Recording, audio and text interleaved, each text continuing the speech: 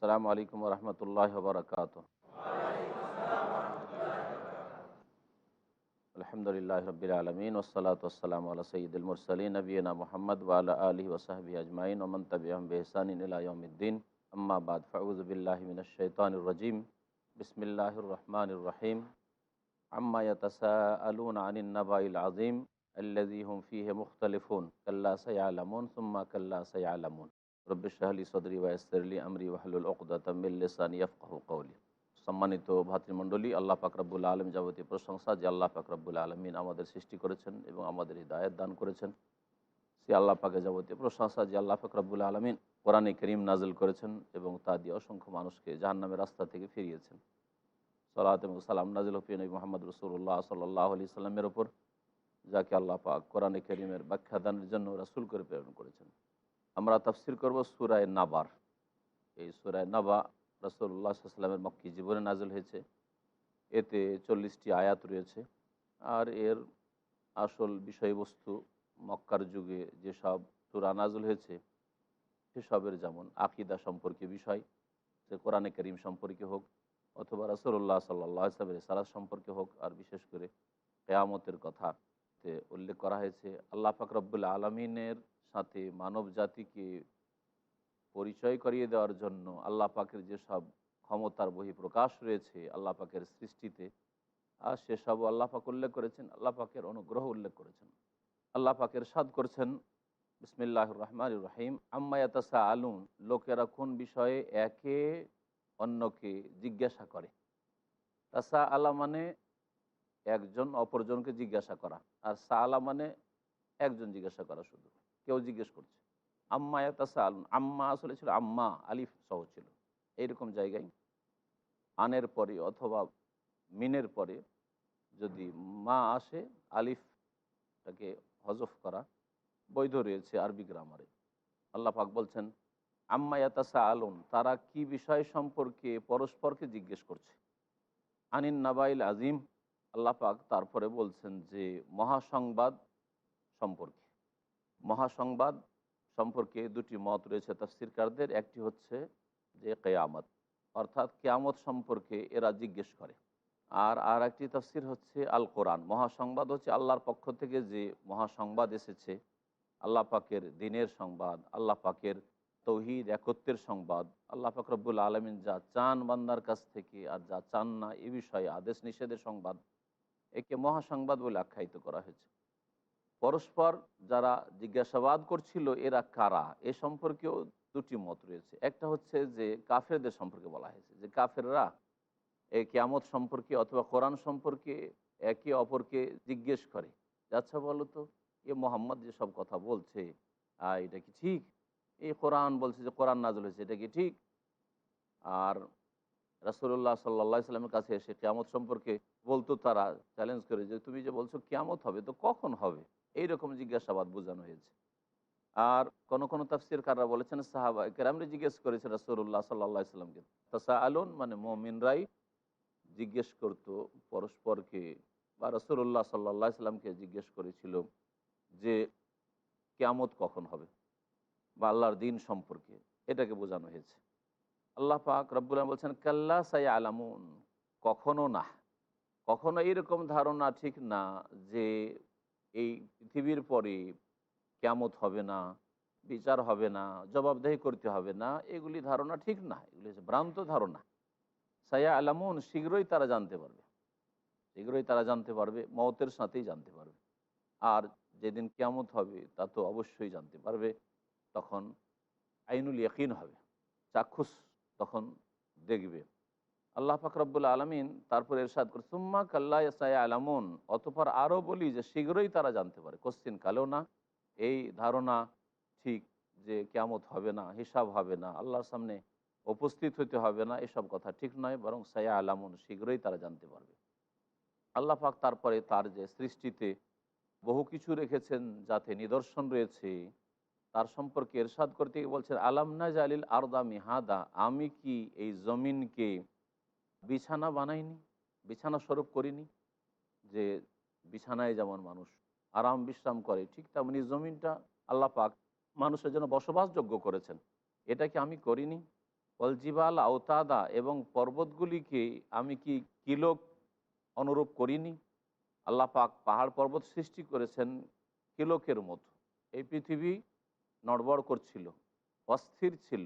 আল্লাহ পাক এই পৃথিবীকে, এই জমিনকে স্থির করার জন্য পাহাড় পর্বতমালা সৃষ্টি করেছেন।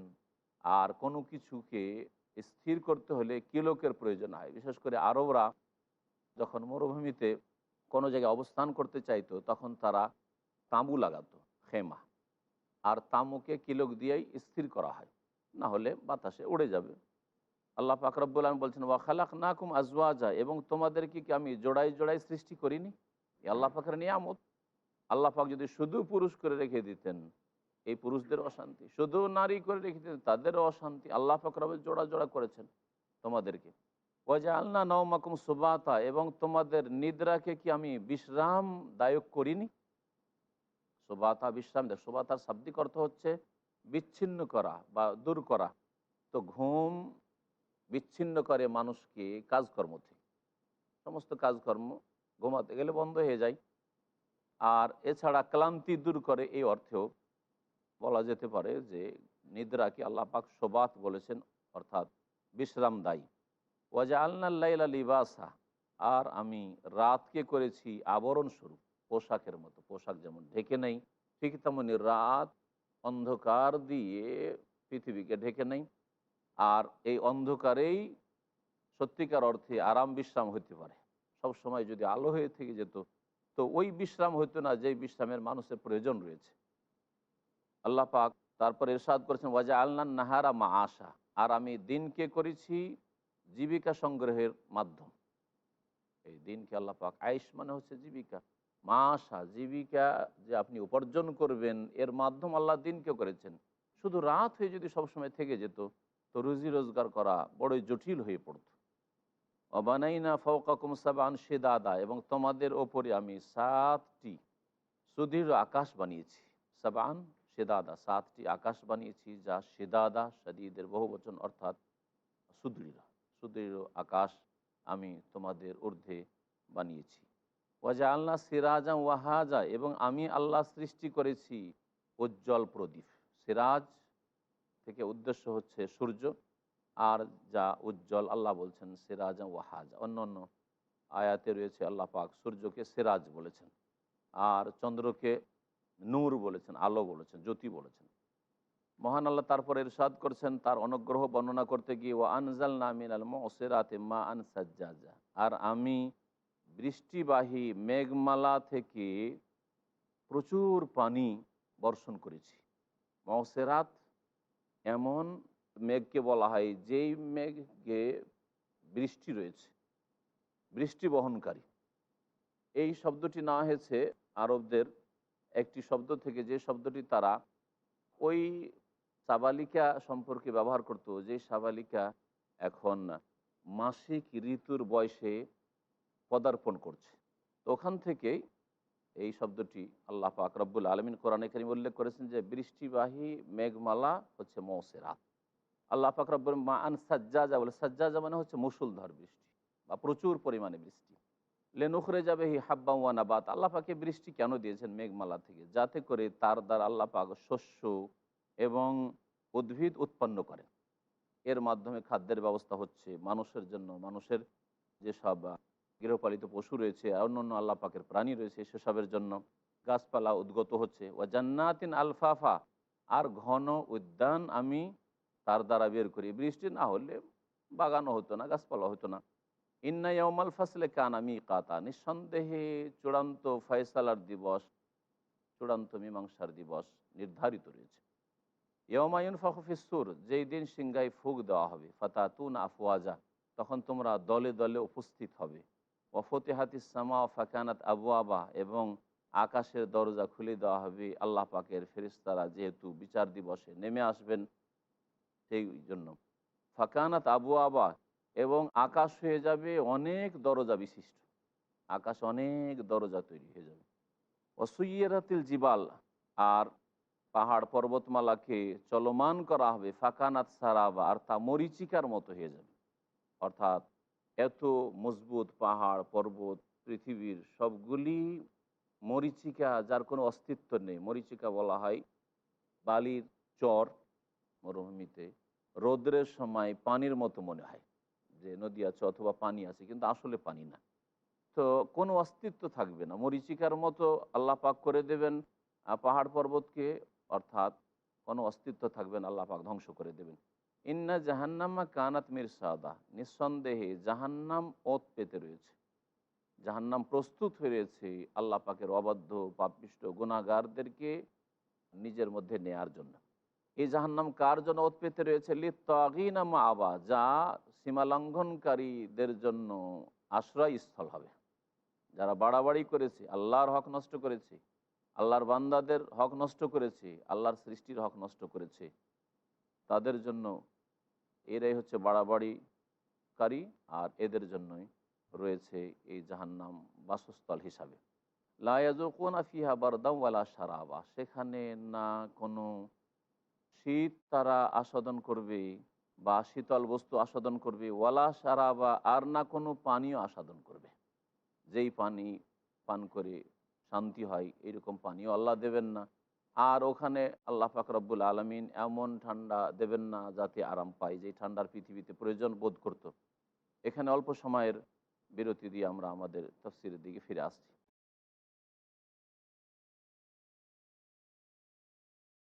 সম্মানিত ভাতৃমণ্ডলী, ফিরে আসি আমাদের আলোচনার দিকে। আল্লাহ পাক রব্বুল আলমিন সূরা নাবার আয়াত নম্বর 24 ইরশাদ করেছেন, লা ইয়াযুকুনা ফিহা বারদাম ওয়ালা শারাবা ইল্লা হামিমা ওয়া গাসসাকা জাযাউ বিফাকা। আল্লাহ পাক ইরশাদ করছেন যে জাহান্নামীরা জাহান্নামে নিক্ষিপ্ত হবে, যারা হবে সীমালঙ্ঘনকারী, যারা বাড়াবাড়ি করেছে তারা জাহান্নামে লা ইয়াযুকুনা ফিহা বারদা, সেখানে কোনো শীতলও আস্বাদন করবে না, ওয়ালা শারাবা, আর কোনো পানীয় আস্বাদন করবে না, যেই পানীয় পান করে শান্তি পেতে পারে অথবা শীতল হতে পারে। ইল্লা হামিমা ওয়া গাসসাকা, তবে সেখানে পান করবে ফুটন্ত পানি, ওয়া গাসসাকা, আর পুজ। জাযাউ ওয়াফাকা, এ হবে তাদের উপযুক্ত প্রতিফল। জাযাউ ওয়াফাকা, উপযুক্ত প্রতিফল আল্লাহ পাক রব্বুল আলমিন তাদেরকে দেবেন, কারণ তারা এরই হকদার ছিল। এই রকমই তারা ছিল পৃথিবীতে, এই রকমই তাদের বিচার হওয়ার ছিল, কারণ আল্লাহকে তারা অস্বীকার করেছে, আল্লাহ পাকের একত্বকে অস্বীকার করেছে, শিরকের ওপর তাদের মৃত্যু হয়েছে, আল্লাহ পাকের দিনের দিকে কখনো ভ্রুক্ষেপ করেনি। সুতরাং তাদের এটা হচ্ছে পূর্ণ মাত্রায় প্রতিদান। ইন্নাহুম কানু লা ইয়ারজুনা হিসাবা, কারণ এরা কোনো হিসাব নিকাশের আশা করতো না, মানে বিশ্বাস করতো না যে আমাদেরকে কখনো হিসাব দিতে হবে, জবাবদেহি করতে হবে, এটা বিশ্বাস করতো না। আর কেউ কেউ রাজা মানে বলেছেন ভয়, তাহলে তারা হিসাব নিকাশকে ভয় করতো না, পরকালে জবাবদেহি করতে হবে এই বলে তাদের কোনো ভয় ছিল না। বা কাযযাবু বি আয়াতিনা কিযাবা, আর আমার আয়াত কি, আল্লাহ পাকের শরীয়তগত আয়াত হচ্ছে কোরআন কারীমের আয়াত বা রাসূলুল্লাহ সাল্লাল্লাহু আলাইহি ওয়াসাল্লামের হাদিস, এগুলি হচ্ছে বিধান, এগুলি আয়াত। আর সৃষ্টিগত আয়াত হচ্ছে নিদর্শন, আল্লাহ পাক যা সৃষ্টি করে রেখেছেন পৃথিবীতে, আর সেসব সম্পর্কে গভীর চিন্তা করলে আল্লাহ সম্পর্কে জানা যেতে পারে, স্রষ্টা সম্পর্কে জানা যেতে পারে। তারা আমার আয়াতকে, অর্থাৎ শরীয়তগত আয়াতকে পুরোপুরি অস্বীকার করত, কোরআনকে অস্বীকার করেছে। ওয়াকুল্লা শাইইন আহসাইনাহু কিতাবা, আর আমি প্রত্যেক বস্তুকে সংরক্ষণ করে রেখেছি লিখিতভাবে। কিতাবা, আল্লাহ পাক বলছেন প্রত্যেক বস্তুকে সংরক্ষণ করে রেখেছি কিতাবা, লিখিতভাবে। আল্লাহ পাক লিখিত রেখেছেন, এদের কাজ কর্ম সব কিছুকে আল্লাহ পাক লিখে রেখেছেন। লিখে রেখেছেন কোথায় বা কিসে, এ সম্পর্কে দুটি তাফসীর। এই যে লিখার কথাই আয়াতে বলা হয়েছে, সব কিছুকে আল্লাহ পাক সংরক্ষণ করে রেখেছেন, গণনা করে রেখেছেন।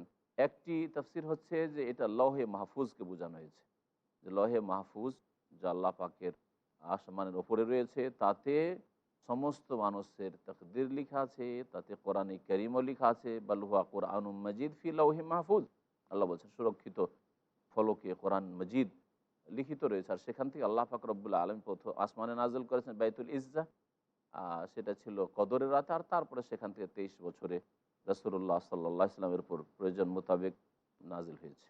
আর কেউ কেউ বলেছেন যে এখানে কিতাবা মানে হচ্ছে কর্মলিপি, আমলনামা। ওয়াকুল্লা শাইইন আহসাইনাহু কিতাবা, আর প্রত্যেক বস্তুকে মানে প্রত্যেকটি আমলকে, প্রত্যেক বান্দার, প্রত্যেক মানুষের কর্মকে আমি সংরক্ষণ করে রেখেছি লিখিতভাবে। আমার ফেরেশতারা সংরক্ষণ করে রেখেছে। ফাজুকু, সুতরাং এই জাহান্নামীদেরকে বলা হবে, ফাজুকু, তোমরা আস্বাদন করতে থাকো, ফালান নাজিদাকুম ইল্লা আযাবা, তোমাদের শাস্তি ছাড়া আর কিছুই বৃদ্ধি করব না। অর্থাৎ এই কথা কখনো চিন্তা করিও না যে শাস্তি হইতে হইতে হয়তো আল্লাহ উদ্ধার করবেন, আল্লাহ রক্ষা করবেন, এক সময় শাস্তি বন্ধ হয়ে যাবে না। যারা কুফরের অবস্থায় মারা গেছে, যারা শিরকের অবস্থায় মারা গেছে, বড় শিরক করে, যারা ঈমান নষ্ট করে মারা গেছে, ইসলাম ভঙ্গ করে মারা গেছে, তাদের চিরকালের যেহেতু আযাব হবে, তাই এই আয়াতে কঠোর বাণী উচ্চারণ করা হয়েছে আল্লাহর তরফ থেকে। ফাজুকু, তোমরা আস্বাদন করতে থাকো এই শাস্তি, ফালান নাজিদাকুম ইল্লা আযাবা, আমি তোমাদের শাস্তি ছাড়া আর কিছুই বৃদ্ধি করব না। ইন্নালিল মুত্তাকিনা মাফাজা, পক্ষান্তরে আল্লাহ ভীরু যারা, যারা সৎকর্মশীল, তাদের সম্পর্কে আল্লাহ বলছে, নিঃসন্দেহে যারা আল্লাহ ভীরু, যারা সংযত পাপমুক্ত ছিল, মাফাজা, তাদের জন্য রয়েছে সাফল্য। ফৌজ থেকে মাফাজা, সাফল্য রয়েছে। হাদাইকা ওয়া আনাবা, তাদের জন্য বহু বাগান রয়েছে জান্নাতি, ওয়া আনাবা, আর আঙ্গুরও রয়েছে। ওয়া কাওয়াই বা আতরাবা, আর তাদের জন্য সমবয়স্কা নব্য যুবতী রয়েছে। আতরাব মানে হচ্ছে সমবয়স্কা, একই বয়সের হবে, যেমন 30 থেকে 33 বয়স হবে। রাসূলুল্লাহ সাল্লাল্লাহু আলাইহি সাল্লামের হাদিস দ্বারা জানা যায় এই জান্নাতি রমণীদের, এখানে জান্নাতের হুরাইনদের কথা বলা হয়েছে। ওয়া কাওয়ায়েব, কাওয়ায়েব কাবাতুনের বহু বচন। কাবা, আল্লাহর ঘর কাবাকে কাবা এই জন্য বলা হয় যে সেই ঘর উঁচু, সম্মানের দিক থেকে উঁচু, আর উঁচু স্থানে রয়েছে এই পৃথিবীতে, সেই জন্যই কাবাকে কাবা বলা হয়। আর এই রকমই মানুষের পায়ের টাকনাকেও গোড়ালিকেও কাব বলা হয়েছে। ওয়ারজুলাক মিনাল কাবাইন, তোমাদের পাগুলিকে টাকনা পর্যন্ত বা গোড়ালি সহ ধৌত করো। তো কাব, এখানে কাব মানে কি, আমি বললাম যে নব্য যুবতী, অর্থাৎ এমন আল্লাহ পাক রব হুরাইন দিবেন যাদের স্তন নত হবে না বা নতমুখী হবে না। ওয়াকাসান দিহাকাহ, আর আল্লাহ পাক রব্বুল পরিপূর্ণ পানপাত্র দেবেন, খালি পানপাত্র নয় বরং পরিপূর্ণ পানপাত্র দেবেন আল্লাহ পাক রব্বুল আলমিন পানীয় নেয়ামতে। লা ইয়াসমাউনা ফিহা লাগওয়া ওয়ালা কিযাবা, সেখানে কোনো ওয়াসার অর্থহীন কথাও শুনবে না, যেমন পৃথিবীতে শুনতে হয়। আর আজে বাজে কথা থাকবে না। প্রতিবেশী খারাপ, আপনাকে অশান্তিতে ফেলে রেখেছে, সবসময় বাজে কথা বলে, কত কি শুনতে হচ্ছে। ওয়ালা কিযাবা, আর না কোনো মিথ্যা কথা শুনবে।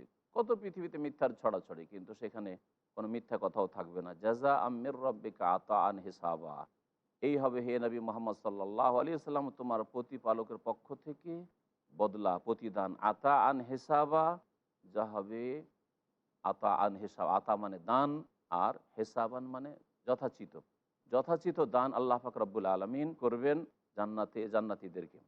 আল্লাহ পাক রব্বুল আলমিন তারপর ইরশাদ করছেন, রব্বিস সামাওয়াতি ওয়াল আরদি ওয়া মা বাইনাহুমা আর-রাহমান লা ইয়ামলিকুনা মিনহু খিতাবা, আকাশসমূহ আর জমিনের প্রতিপালক আল্লাহ, ওমা বাইনাহুমা, আর যা কিছু এই দুইয়ের মাঝে রয়েছে তারও প্রতিপালক বা সেসবেরও প্রতিপালক আল্লাহ, যিনি রহমান, যিনি পরম করুণাময়। লা ইয়ামলিকুনা মিনহু খিতাবা, কিয়ামতের দিবসে তার সাথে কেউ কথা বলার সাহস করবে না, তবে আল্লাহ পাক যাকে অনুমতি দেবেন। ইয়াউমা ইয়াকুমুর রূহু ওয়াল মালাইকাতু সাফফা, যেই দিন রূহ জিবরাইল আলাইহিস সালাম, ওয়াল মালাইকা, আর সমস্ত ফেরেশতা দাঁড়াবেন সারিবদ্ধ হয়ে। লা ইয়াতাকাল্লামুন, কেউ কথা বলতে পারবে না, ইল্লা মান আযিনা লাহুর রহমান, তবে দয়াবান আল্লাহ পাক যাকে অনুমতি দেবেন। ওয়াকালা সওয়াবা, আর সঠিক কথাই বলবে। কথাও যে বলবে সেখানে আজে বাজে ইচ্ছা মতো কথা বলবে, তর্ক বিতর্ক শুরু করবে না। ওয়াকালা সওয়াবা, যারা কথা বলবেন আল্লাহ পাক রব্বুল আলমিনের সাথে, যারা কথা বলবেন তারা প্রথম আল্লাহ পাকের অনুমতিক্রমে কথা বলবেন। যেমন রাসূলুল্লাহ সাল্লাল্লাহু আলাইহি সাল্লামের বিচার দিবসে সবচেয়ে বড় শাফাত হবে, বৃহৎ শাফাত, শাফাতে খুব উজমা। তো রাসূলুল্লাহ সাল্লাল্লাহু আলাইহি ওয়াসাল্লাম কথা বলবেন, মালায়েকা শাফাত করবে, পরে অন্য অন্য শাফাতগুলি আম্বিয়া রসুলগণের হবে। তো আল্লাহ পাক যাকে অনুমতি দিবেন আর যার জন্য কথা বলার অনুমতি দিবেন। ওয়াকালা সওয়াবা, আর সঠিক কথা বলি, এমন নয় যে ক্ষমাযোগ্য নয়, শাফাতযোগ্য নয় তার জন্য সুপারিশ করে ফেলবেন। শিরিকের অবস্থায় মারা গেছে তার জন্য সুপারিশ করে ফেলবে, কুফরি অবস্থায় মারা গেছে তার জন্য সুপারিশ করে, এমন অপরাধ করেছে যে তার ক্ষমা হবে না আর তার জন্য শাফাত করে বসবে, এইরকম কথা বলবেন। এই জন্য ওয়াকালা সওয়াবা, সঠিক কথা বলবে। আর কেউ কেউ তাফসির করেছেন যে ওয়াকালা সাওয়াবা কথাটি ইহ জগৎ সম্পর্কে বলা হয়েছে, অর্থাৎ আল্লাহ পাকের সাথে একমাত্র কথা বলবে যাদেরকে রহমান দয়াবান অনুমতি দিবেন। ওয়াকালা সওয়াবার ওই সব লোকেরা যাদেরকে আল্লাহ অনুমতি দেবেন কথা বলার, তারা সঠিক কথা বলেছিল পৃথিবীতে। সঠিক কথা সওয়াব মানে হচ্ছে লা ইলাহা ইল্লাল্লাহ, এর তাফসীর হচ্ছে লা ইলাহা, যারা লা ইলাহা ইল্লাল্লাহকে বিশ্বাস করে, আল্লাহ ছাড়া কেউ সত্য মাবুদ নাই বিশ্বাস করেছিল, আর তার স্বীকৃতি দিয়েছিল, শাহাদাত দিয়েছিল এবং তার বাস্তবায়ন করেছিল। ওরা অর্থাৎ মুমিনরাই কথা বলতে পারে, কাফের আল্লাহর সাথে কথা বলতে পারবে না, মুশরিক আল্লাহ পাকের সাথে কথা বলতে পারবে না। যালিকাল ইয়াউমুল হক, এবং আল্লাহ পাক বলে এটাই হচ্ছে সত্য দিন, সত্য দিবস। ফামান শাআ আত্তাখাযা ইলা রাব্বিহি মাআবা, সুতরাং যে চাইবে তার রবের দিকে আশ্রয়স্থল বানিয়ে নিক, রবের দিকে ফিরে আসুক। ইন্না আনজারনাকুম আযাবান করিবা, নিঃসন্দেহে আমি হে মানব জাতি তোমাদেরকে নিকটবর্তী শাস্তি থেকে সতর্ক করে দিয়েছি। নিকটবর্তী শাস্তি সম্পর্কে আমি সতর্ক করে দিয়েছি। ইয়াউমা ইয়ানজুরুল মারউ মা কাদ্দামাত ইয়াদাহ, আর এখানে যেহেতু ওই আখিরাত পরকালের কথাই বলা হয়েছে, সুতরাং সেই দিনকে বোঝানো হয়েছে। তবে মৃত্যুর সময়ও বুঝতে পারবে যে আমার অবস্থা কঠিন, সেই জন্য মওতের সময়ও আল্লাহ পাকের আযাব দেখে নেওয়ার পরে এই অবস্থা হয়তো এটাও আল্লাহ পাকের আযাব, যখন কবরের আযাব শুরু হচ্ছে সেই আযাব। ইয়াউমা ইয়ানজুরুল মারউ মা কাদ্দামাত ইয়াদাহ, যেই দিন মানুষ চিন্তা করে দেখবে যে মা কাদ্দামাত ইয়াদাহ, তার দুই হাত কি অগ্রিম পাঠিয়েছে, অর্থাৎ কি কর্ম পাঠিয়েছে, সেটা তার সামনে উপস্থিত করা হবে বিচার দিবস। এই জন্য বিচার দিবসের তাফসীরটাই বেশি সহি এখানে, যে আল্লাহ পাক আযাবান করিবা বলেছেন, মানে কিয়ামতের দিন। আর কিয়ামতের দিন মানুষ পৃথিবীর যে তার কর্ম ছিল সেই কর্ম দেখবে, ভালো কর্ম থাকলেও দেখবে, আর যদি মন্দ কর্ম থাকে তাও দেখবে। ওয়াকুলুল কাফেরও, আর সেই দিন কাফের, অস্বীকারী, অমান্যকারী, আল্লাহ পরকালকে অমান্য করেছে অথবা এমন কাজ করেছে, এমন ভ্রান্ত বিশ্বাস রেখেছে যার দ্বারা সে কুফরি করেছে, কাফের বলবে সেই দিন আক্ষেপ করে, ইয়া লাইতানি কুনতু তুরাবা, হাই হাই দুর্ভোগ, আমি যদি মাটি হয়ে যেতাম, হায় যদি আমি মাটি হয়ে যেতাম, অর্থাৎ মাটিতেই আমি থেকে যেতাম, আমাকে না উঠানো হইতো। অথবা তাফসীরকাররা বলছেন যে বিচার দিবসে আল্লাহ পাক রব্বুল আলামিন যে পশু রয়েছে, পশুদের মাঝেও প্রতিশোধ কায়েম করবেন ন্যায় বিচারের জন্য। শিং বিশিষ্ট পশু যদি বিনা শিংওয়ালা পশুকে আঘাত করে থাকে, মেরে থাকে, দুর্বলকে সবল পশু যদি মেরে থাকে, তার আল্লাহ পাক কেসাস, আর কেসাসের বাস্তবায়ন করবেন, প্রতিশোধ গ্রহণ করবেন। তারপরে জীবজন্তু সম্পর্কে আল্লাহ পাক বলেন কুনি তোরাবা, এখন তোমরা মাটি হয়ে যাও। এই পশু জীব জন্তুকে মাটি হইতে দেখে কাফের বলবে যে হায়, আমিও যদি আজকে মাটি হয়ে যেতাম এই গরু ছাগল কুকুর শ্রীগালের মতো, তাহলে আমি শান্তি পেয়ে যেতাম, জাহান্নাম থেকে রক্ষা পেয়ে যেতাম। এখানে আমাদের তাফসীর সূরা নাবার শেষ হলো। সুবহান রাব্বিকা রাব্বিল ইজ্জাতি আম্মা ইয়াসিফুন ওয়া সালামুন আলাল মুরসালিন ওয়ালহামদুলিল্লাহি রাব্বিল আলামিন।